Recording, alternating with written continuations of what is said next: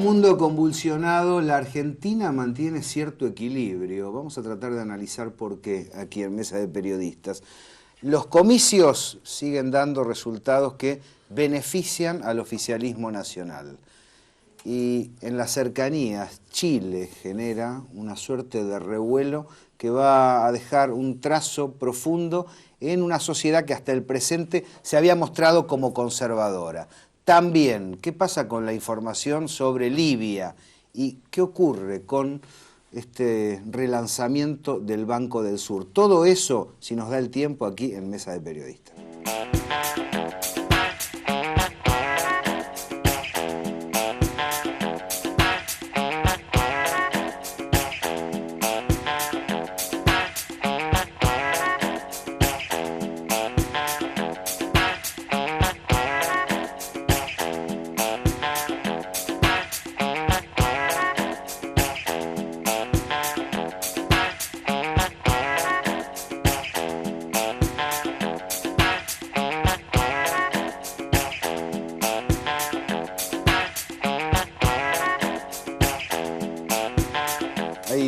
Tucumana. ¿Cómo anda, Grojowski? 70%, ¿no? Una barbaridad. Qué barbaridad. ¿Se podía esperar eso, Artemio? Sí, bueno, en líneas generales estaba previsto que iba a ser una... Ya en el 2007 Alperovich tuvo una elección similar, incluso en las PASO, en las primarias, obviamente también conformado por la atracción del espacio territorial de Alperovich. Cristina tuvo una muy buena elección, más del 65% de los votos, con una participación también muy fuerte. Bueno, terminó siendo una participación por arriba del 85%, esta también importante. Con lo cual era previsible que este resultado se diera, quizá, bueno, la magnitud se puede discutir, pero sí era previsible que iba a ser uno de los mejores resultados de la región, de una región que le es muy favorable al oficialismo. ¿Implica un respaldo fuerte, Hugo, para el gobierno nacional esta elección? Sí, sin lugar a dudas, pero ese respaldo es muy interesante ver cómo lo reflejan los principales editorialistas de los diarios. En estos días, aparte del tema del fraude, que es lo que se meñó durante prácticamente el día siguiente de la elección, está el tema del miedo. El miedo, decía por ejemplo ayer Joaquín Morales Solá, el miedo a que el gobierno vaya por la justicia y por el periodismo independiente, acá acota. Y a su vez lo mismo sucede con Grondona, que dice que hay tres alternativas: que se acepte las reglas republicanas y que deje la presidencia en el 2015, que busque una sucesión tipo Máximo, o bueno, alguna otra variante más del mismo tipo. Y a su vez, en el tema, por ejemplo, Marcelo Moreno en Clarín, un hombre que supera largamente a Bonelli en cuanto a genuflexión del empleado con relación al empleador, ahí dice que... Está terrible, Pressman. Se va directamente. Viene agrandado. Se va por el periodismo independiente, que acá todo esto es... Simplemente es una pantalla, porque Clarín, y esto es increíble, ha informado en forma clara, objetiva, y eso desmiente las elecciones, el resultado de las elecciones, que los medios manipulan a la opinión pública. Porque gracias a la información objetiva de Clarín, la gente ha tomado la decisión que le pareció más acorde a sus necesidades o a... Tal vez el ejemplo más interesante de esto que está señalando es la tapa de perfil posterior a los comicios tucumanos frente al aluvión de votos, y se perdió la candidata acá. Que era en griego se decía hebris. A ver. En castellano es Dios ciega a los que quiere perder. Pero el tema del miedo es muy interesante, porque ya lo ha levantado Sanz. Ahora, ¿qué pasó con los comicios de Capital, con las dificultades que había parecido tener el kirchnerismo en un momento determinado? ¿Se diluyeron? No, porque el voto distrital tiene una otra dinámica lógica, y el voto nacional otra, absolutamente. Lo de Capital es perfectamente explicable porque hubo voto cruzado, igual que estaba haciendo un análisis de la situación de Santa Fe y todo los barrios populares que le dieron un volumen importante a Delcel acompañaron esta vez a Cristina Kirchner. Cristina en Rosario pierde en la ciudad, pero en la periferia del Gran Rosario gana. Claro, viste que cuando vos analizás Santa Fe, incluso Jean-Vicq Campbell, que es donde vive el Lole, ahí votó a Cristina y ganó. O sea que claramente la dinámica nacional fue muy distinta a la dinámica provincial. Pasa lo mismo que en Buenos Aires. Claro. Porque en Buenos Aires pierden el centro, pero ganan en los alrededores. Bueno, igual de todas maneras, la elección bonaerense fue muy interesante para el Frente para la Victoria. Creo que lo hemos comentado, una recuperación de votos fuerte en los sectores populares, más de 62% en el segundo cordón, y en el interior bonaerense sorpresivo, porque mejoró los niveles del 2007. O sea, cuando no había existido todavía la crisis de la 125. Sí. Lo que muestra, creo, también la opacidad de la oposición, ¿no? Y también la determinación del gobierno de apretar el acelerador después de aquellas dificultades. Totalmente. Bueno, el 50% de jugar a pleno totalmente, por la profundización del proyecto nacional y popular. Bueno, porque hay una discusión sobre si este es un kirchnerismo que dialoga frente al otro que no dialogaba. Porque en un momento se plantó frente a una circunstancia que nadie quería, pero que efectivamente sucedió, como fue la disputa por la 125, se plantó como se plantó Néstor y Cristina, es que hoy se obtiene. Y hubo que tomar la decisión electoral de ir al 30% en el Valle. Hoy hay 50 puntos de voto. Razones muy potentes para hacerlo, porque recordemos que lo que quería era cobrarle impuestos a sectores que ganaban mucho dinero. ¿Qué le contestarías a Wiener? Ayer lo escuché. Apareció Wiener. Lo escuché y dice... Pero ¿cuánta gente se acerca a Wiener? ¿Viste? Ahora sí. Hay un respaldo cada vez que se pelean con alguien van a ver a de los medios. Sí. Ahora, era un reportaje con María Gutiérrez y le preguntaba, pero ¿cómo eso? Es la misma pregunta, ¿cómo en Santa Fe finalmente los sectores vinculados al campo votaron a Cristina? No, dijo Wiener, no. El campo sigue muy enojado con Cristina Fernández y esto se puede ver porque la diferencia había sacado antes 35 y ahora 37. Sí. ¿Qué le contestarías, por ejemplo, vos a Wiener con relación a la distribución del voto? Que no sea una guarangada, por favor. No, Wiener, voy a hacer una de cal y una de arena. A Wiener hicimos un relevamiento post primarias y la verdad que es la segunda, en realidad es la primer minoría a nivel nacional porque el Frente para la Victoria es mayoría. Está en torno a los 14 puntos, 13-8. Después se agrupa en tercer lugar, mira vos, Rodríguez Sá. Y luego Ricardo Alfonsín Duhalde. Un premio a la gestión provincial de Rodríguez Sá. Un premio a la gestión provincial de Rodríguez Sá. Y por más malas que sean las alianzas en el orden nacional. Eso es el margen. ¿Y cuándo fue la onda que hiciste? Porque yo creo que también es un premio a mi modo de ver. Eso fue hace una semana cerramos Entonces, el campo. Mi opinión es que también es un premio al modo inteligente en que encaró la aparición mediática después de las elecciones. Yo creo que fue muy, muy inteligente el modo en que lo encaró. Y Wiener estaba hablando. Disculpe un segundito, porque a mí siempre es un misterio lo de Rodríguez Sá. Uno visita San Luis y ve muchas cosas que no hay en otras provincias, con una fuerte participación del Estado. Ahora, cuando los Rodríguez Sá bajan en las campañas electorales a la capital, dicen todo lo contrario de lo que hacen en San Luis. El mercado, falta, exactamente. Entonces, ¿cómo puede ser que elogien un modelo con fuerte intervencionismo estatal? Yo pregunté eso, te cuento lo que me dijeron. ¿Qué te dijeron? Me dijeron, como el nicho de centro izquierda lo ocupó el kirchnerismo, tenemos que salir a nivel nacional por otro lado. Aun cuando sea nuestro programa el que se aplica al San Luis vinculado con el nacional. Es evidente que hay una concordancia plena entre las 100 medidas originales del 2003 de Rodríguez Sá y lo que aplicó el gobierno kirchnerista. Pero el análisis fue, creo que equivocado, a mi entender, pero te cuento lo que me dijeron, es como el nicho de centro izquierda está ocupado, tenemos que buscar otro tipo de alianzas adentro del movimiento. Y sin embargo, han llevado una luchadora como la madre de Ricardo Forbes. Algo de centro izquierda mantienen. Vos sabés que la van a hacer diputada, eso para mí. Es dulce como el chocolate. Claro, me dicen eso, yo de alguna manera no le pongo un voto porque está Cristina, pero la mano sola se me va. ¿Vos llegaste a poner, hablando de Wiener, el socialismo en alguna nota? En algunas notas, sí. Qué barbaridad. Le vamos a dar una... Explica por qué, a ver. Ya a mí me parecía un opositor interesante. ¿Socialismo? Socialismo, dice él. Pero justamente por eso es un opositor interesante, porque representa una esperanza de tener un país justo sobre la base de reconstruir las condiciones de la Argentina agroexportadora de hace 80 años. En ese sentido, o sea, esto fue un invento además del amigo Gustavo Battistoni de ahí de Santa Fe, que realmente los conoce desde adentro.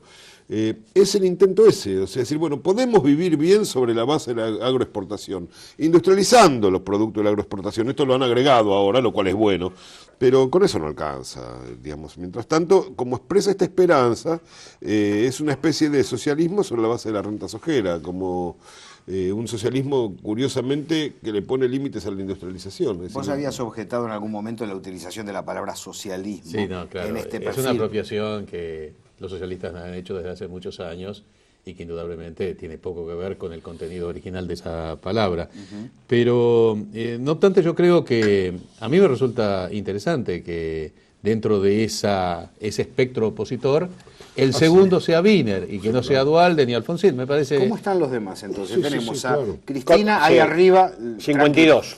Wiener 13,8, 14. 52. Sí, sí. Y bueno, Y es bueno. lógico que vaya a crecer porque efectivamente hay un sector de voto que va a acompañar. Hay Claro, disgregación. radicales. No, y electorado de Duhalde que va a acompañar, la periferia de Es Duhalde, probable, que es probable. eventualmente puede representar algún punto más para Cristina. Desenganche incluso de algunas alternativas como la de la UCR, que van a terminar acompañando al Frente para la Victoria, en menor medida. Va a ser una elección mejor que la de las primarias, no me cabe duda. Y la novedad es el crecimiento de Wiener, sobre todo a expensa de Ricardo Alfonsín, que está en una situación electoral muy... Bueno, los Es propios... que Ricardo Alfonsín cometió un error de antología. Solamente, o sea, es muy difícil encontrar a alguien que se equivoque tanto. La alianza lógica de Ricardo Alfonsín, el precio Era que había Wiener. que pagar habría que pagarlo. Era Wiener, esa era la alianza de él. Entre radicales de centro y radicales de izquierda. Claro, Pero hay candidatos que claro, funcionan claro, y exactamente. candidatos que no funcionan, Sí. ¿no? Es eso, Pero es ahí- Es eso. Es lo que Perón Es llamaba eso. el óleo sagrado de Samuel. De ¿Lo Samuel, tenés o o no? no? Pero O el carisma beberiano. Si vos no lo tenés, puede En ser algún que momento resuelva. Pino Aparece parecía que eso. tenía Duhalde carisma. queda tercero o cuarto. Cuarto, pero ahí a décimas de... Bueno, Cuarto incómodo, querés decir. Perdón, quinto. Porque en tercer lugar está Rodríguez Sá, cuarto es Ricardo Alfonsín. Hay un empate Tercer técnico. lugar, Sí, sí. Adolfo. el Bueno, impenitente filósofo griego Mariano Grondona dice que el peronismo republicano es el de Grondónides. Eduardo Duhalde. Sí, puede ser. Y tiene razón, porque es el peronismo que apuesta al Partido Republicano de Estados Unidos. Pero nada activo del peronismo y atrás de Obviamente, Duhalde. La verdad es que todo el peronismo está alineado atrás del Frente para la Victoria. El sentido del peronismo lo capturó Cristina. Eso políticamente es Claro, trascendente y es exactamente. estratégico. O sea, Además, toda no la... es desconocer la historia del peronismo. Exactamente, o sea, asignarle sentido peronista a las formas que están por afuera del Frente para la Victoria es una estrategia política que realmente abyecta, porque no hay nada, desde la estructura gremial hasta el conjunto del despliegue territorial, está todo atrás del Frente para la Claro, Victoria. Y porque con es Wiener... suponer que el peronismo tiene vocación de minoría, cosa que sería y un que error de es- caracterización. Exactamente. Y con respecto a Wiener, la de Arena, es la segunda vez que se pone a prueba de manera perdidosa la intervención del socialismo en el gobierno en Santa Fe sobre los sectores populares. Las barriadas del Gran Rosario le votaron en contra nuevamente. O sea, efectivamente sigue ganando. sigue ganando a nivel provincial. Cuando vos analizás lo que sucedió en las primarias, Cristina gana en los barrios de Rosario, que es el bastión electoral del socialismo, con lo que se puede, es un prodromo, o sea, efectivamente ahí está pasando algo con la intervención del socialismo en el gobierno sobre los Si sectores se populares. saca este 52%, o digamos se supera el 50%, ¿qué gobierno fuerte que puede llegar a quedar se aprovechará para meter mano en los temas que hacen falta? Esa es la gran pregunta. La comparación que tuvimos los otros días, veo que la ha tomado, por supuesto, no porque nos haya escuchado a nosotros, Alfredo Zayat, que ha apuntado también a lo que yo te decía ese día de ir por el oro. Ahora el tema del oro en la Argentina Fundamental. pasa a ser una cuestión estratégica fundamental. Fundamental. Si antes no se podía hacerlo por una serie de entretejido de intereses, hoy la necesidad imperiosa lleva a que hay que ir por el oro. Y están los muchachos que en el barrio dicen, no, pero cuando le va bien no se duermen un rato. El tema es cuando le dan un cachetazo y los conducen. Es que el cachetazo yo creo que va a venir Pero del ya panorama está. internacional, además. No, pero ya está el cachetazo, fue capital, digamos. No, pero además creo de veras, es Me cierto lo que vos parece decís. que es un momento para avanzar. Pero creo además que el panorama internacional va a dar cachetazos de sobra para avanzar. Porque la Argentina está inserta en un continente, en un planeta. Vamos a tomar en cuenta el entorno, a ver si nos permite una oportunidad para ir para adelante o es un riesgo a futuro.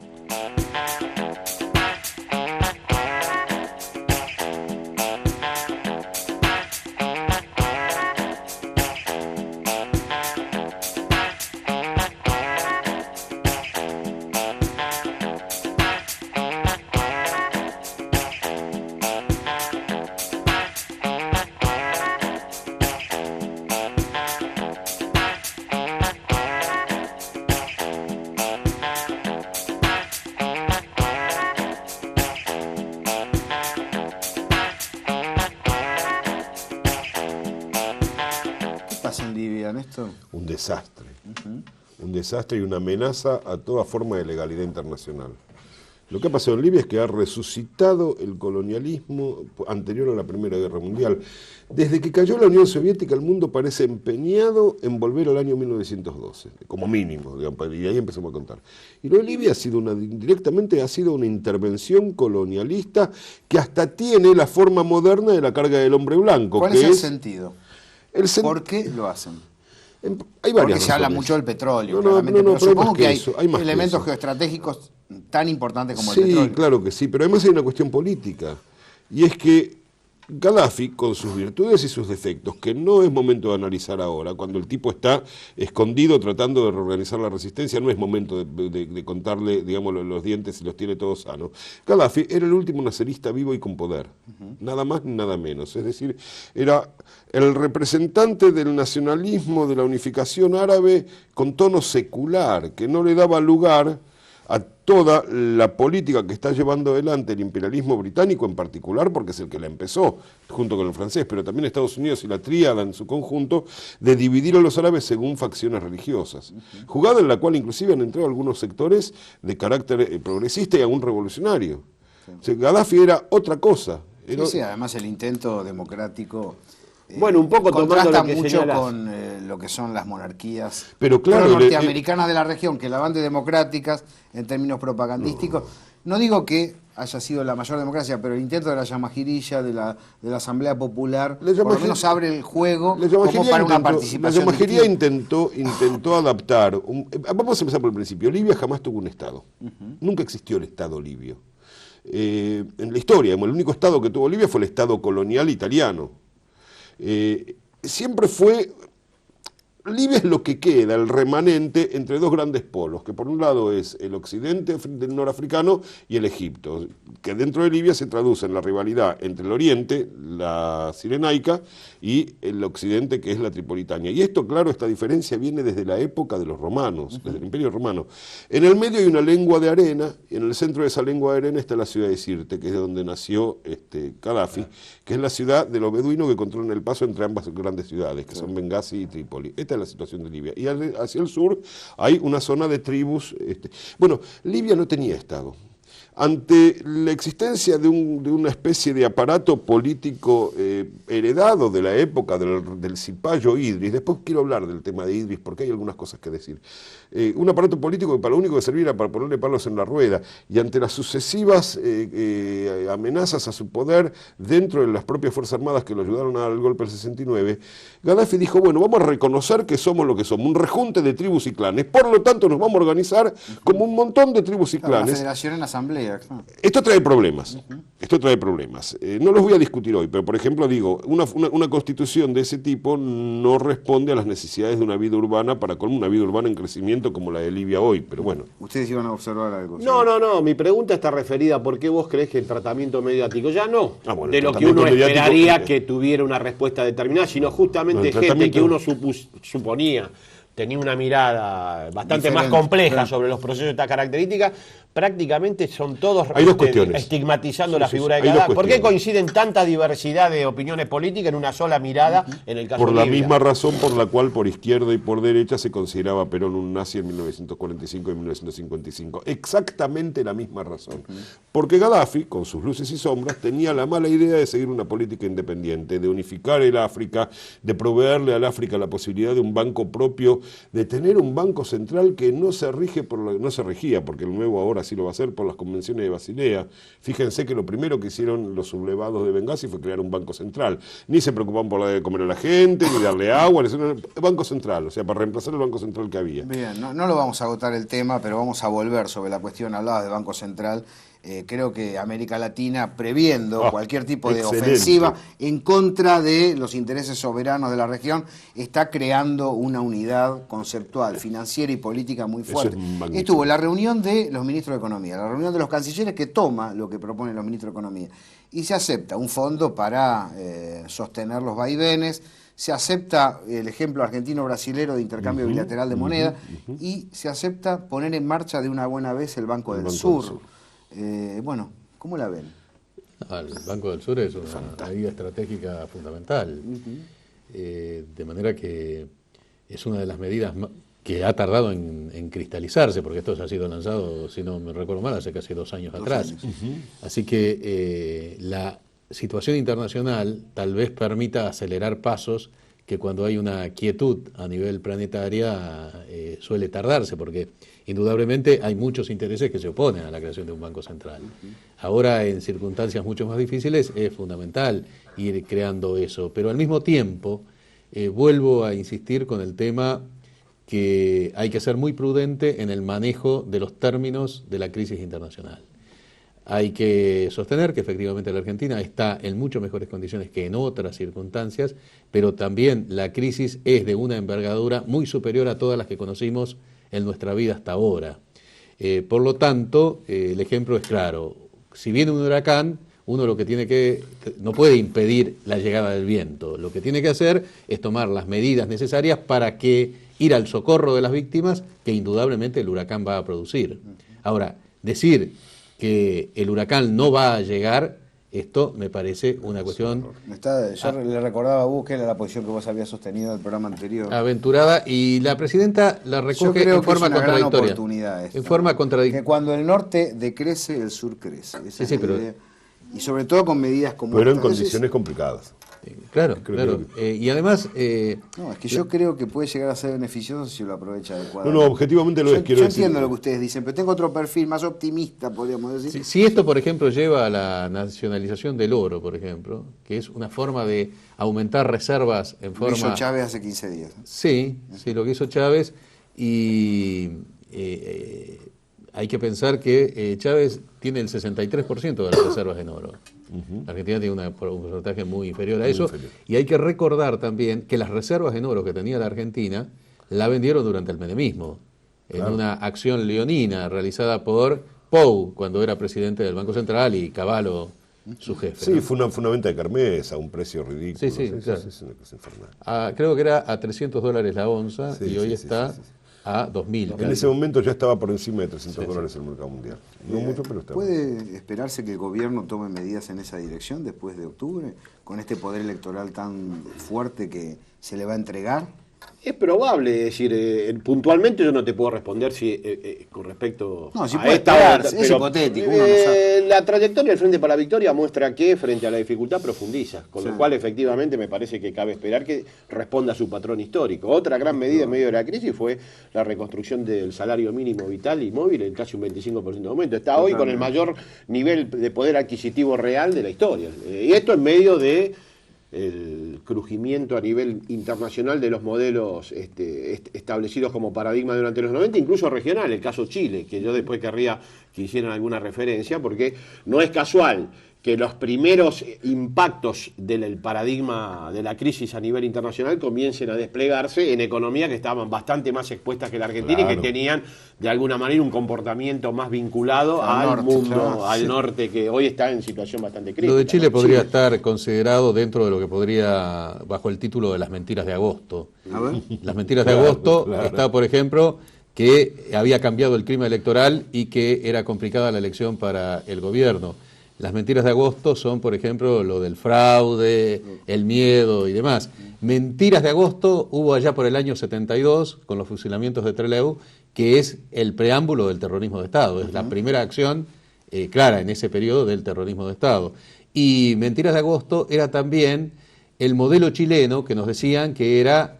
que desde la Argentina debíamos imitar. Bueno, Macri de hecho saludó el triunfo de Piñera y fue el primer gesto internacional de Mauricio, además de Yeta, Macri. Fíjate, el primer presidente que consideró propio. Ahora, fíjate este conflicto, a ver cómo me lo explicas. 100.000 movilizados, 1.500 detenidos, 60 heridos y un muerto. Esa es la intervención de Piñera frente al conflicto social, es escalofriante. O sea, hace rato que no se ve semejante animalada lo que es en la región. difícil es percibir cómo va a quedar la sociedad chilena después de esto.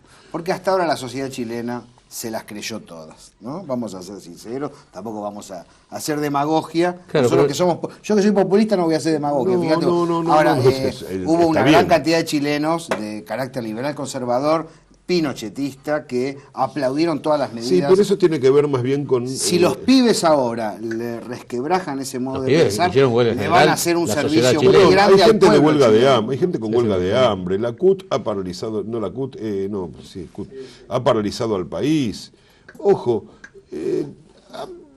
Chile ha sido sometido a un terrible proceso de barbarización política y cultural, esto es cierto, que también tiene que ver en parte con errores cometidos por la coalición de la Unidad Popular y errores cometidos por los herederos de esa coalición a posteriori. Hay que decirlo así, no vamos a entrar en detalle, tenemos poco tiempo, pero es todo más complejo de lo que parece. Ahora, en cuanto al pueblo chileno, el pueblo chileno ha venido soportando con las escasas herramientas intelectuales que le han permitido manejar, porque al que manejaba otras lo mataban, porque esto era así.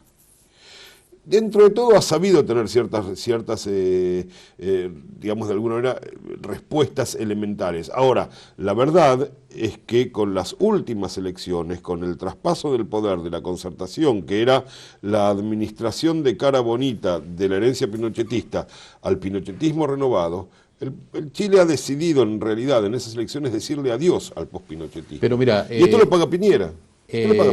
Nos vendieron un modelo que está entre los 5 más desiguales de América Latina. Claro. Lo dice La Nación, que es el mismo diario que permanentemente en sus editoriales habla de seguir el modelo chileno. Y con relación a la universidad, Chile llega con retraso a la reforma del año 18. Claro. La reforma del año 18, que es la que estableció el gobierno tripartito, la autonomía y la eliminación de los aranceles que se hizo durante el gobierno peronista, fue tomado por los estudiantes franceses en el Mayo francés del año 68 y ahora de alguna forma lo están tomando los estudiantes chilenos en el siglo XXI, algo que sucedió a principios del siglo XX en la Argentina. Quizá también sufra la ausencia de una estructura gremial organizada poderosa.